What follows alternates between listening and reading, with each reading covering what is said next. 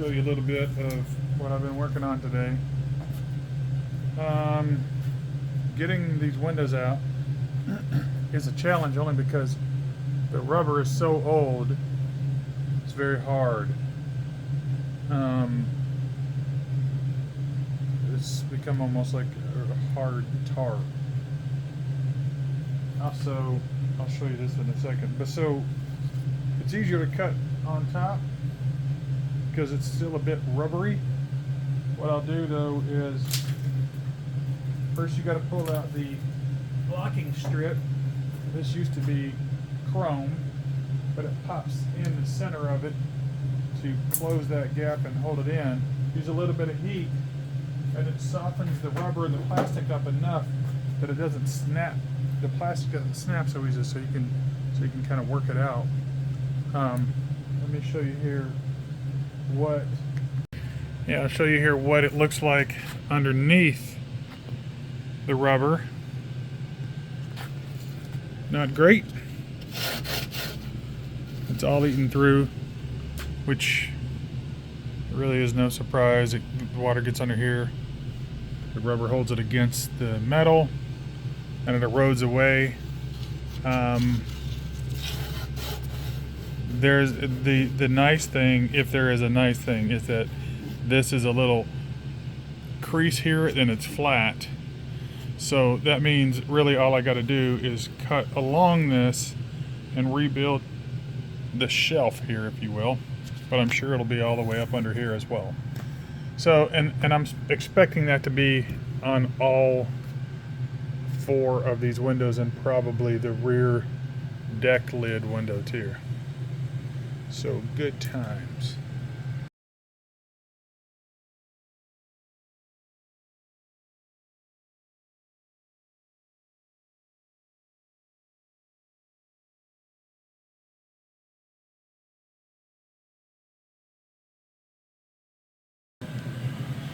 So here you can see the state.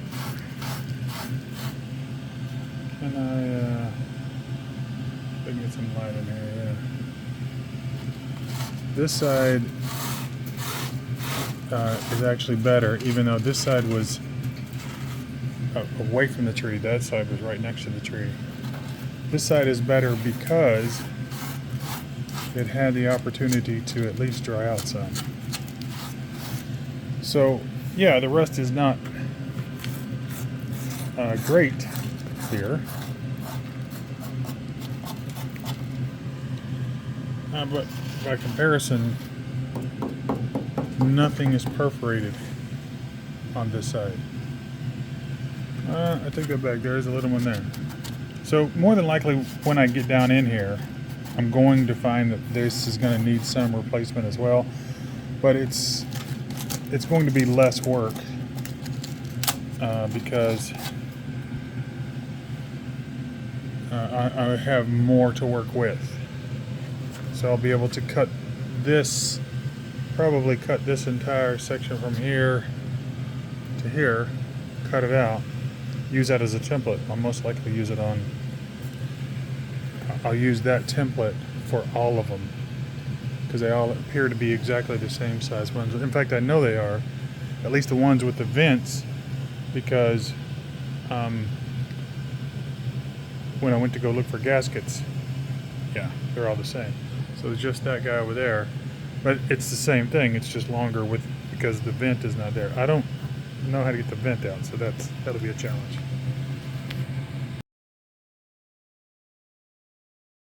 Okay, sit rep. Here's what we're working with. We've got all the rear glass out.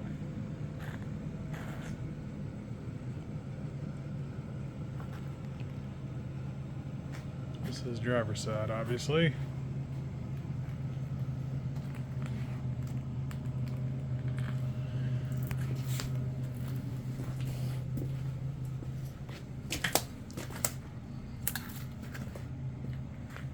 This is the side that was against the tree, so it stayed damp much longer. Ooh, what do we got here?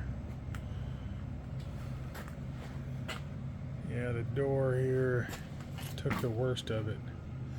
So this would be pretty overwhelming, were it not for the fact that I had a 1990 Land Cruiser that also sat outside under a tree for a few years, and they're notorious. They start rusting up here at the roof line where the rain gutter is, and then it just sort of runs down. And this isn't even as bad as that was, and I spent many months essentially rebuilding entire sections of the unibody. So this looks bad. This looks pretty bad, but the truth is, here's something positive.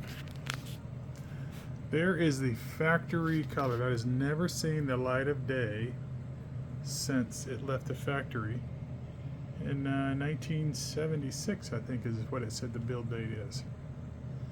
So that's kind of cool. Okay, let's take a quick summary here of where we stand at the end of day 2 here. All the rear glass except for the door is out, and we know that we have a little bit of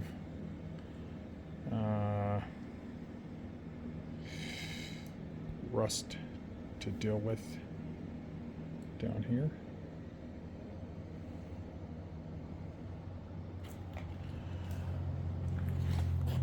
The good news is, if there is good news, these are not really complicated pieces to fabricate. This might be the most complicated one because of this, but in reality, if you see here, it is straight. So what that means is I should be able to come here, cut this off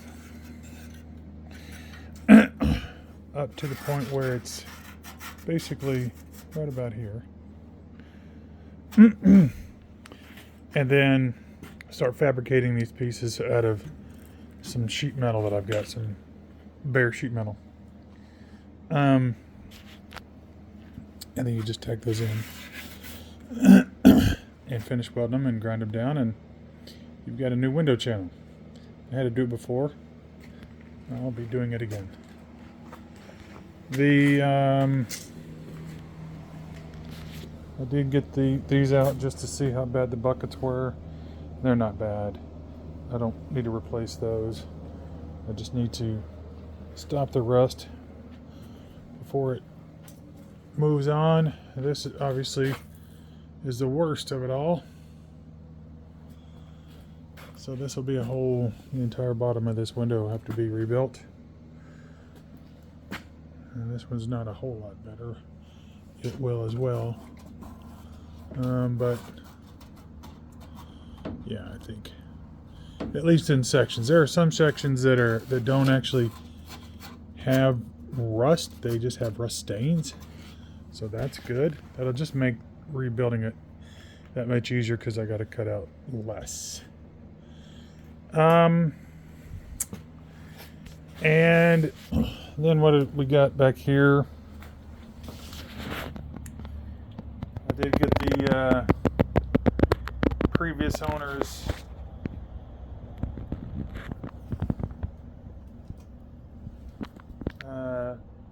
body work out. Both pieces of that body work are from the great state of Alabama.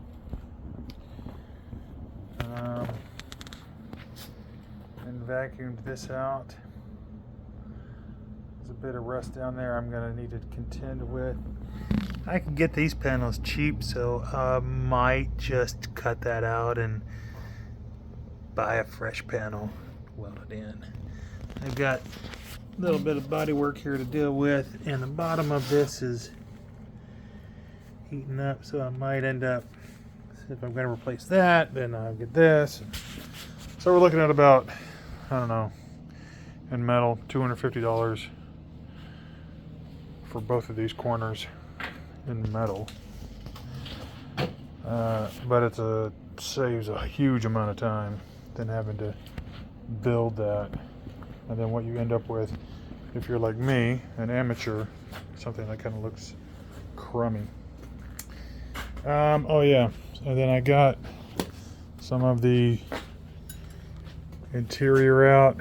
This is all this, they glued this sort of horsehair stuff to the interior. So when the seal starts to leak past, which it did, you can see right in here, it's leaking, it comes down, gets behind the vinyl, because this is all just covered in vinyl right here, actually right here. It gets in there, seeps into the felt, and it just runs away. So we do have some rust to deal with there, but to be honest with you, it's something that will be covered up most likely. I doubt that I'll just paint this. I'll get the interior pieces, and here's a nice big hole.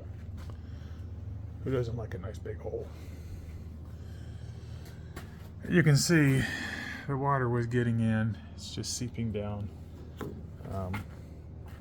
and it's just little things, This is you got to cut it out, bend it, it's a few hours here, 4 or 5 hours here, another 4 or 5 hours over here or more.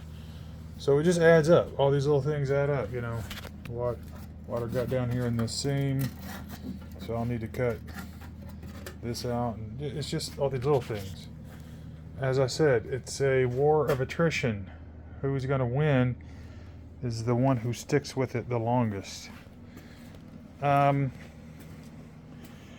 a way, I kind of like the fact that it's in this state. I'm glad it's not a whole lot worse, because then it becomes a question of, is it even worth saving? This one is totally worth saving. It's got lots and lots of really good metal. And the great thing about these old VWs is you can buy almost every panel, fresh raw metal.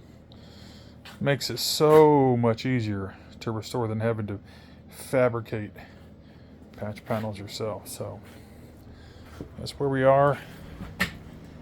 End of day 2. Oh yeah, I did pull the grill off.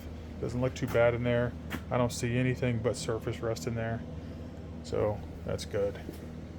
I'll be getting these indicators off, pulling this off, pulling the bumper off next.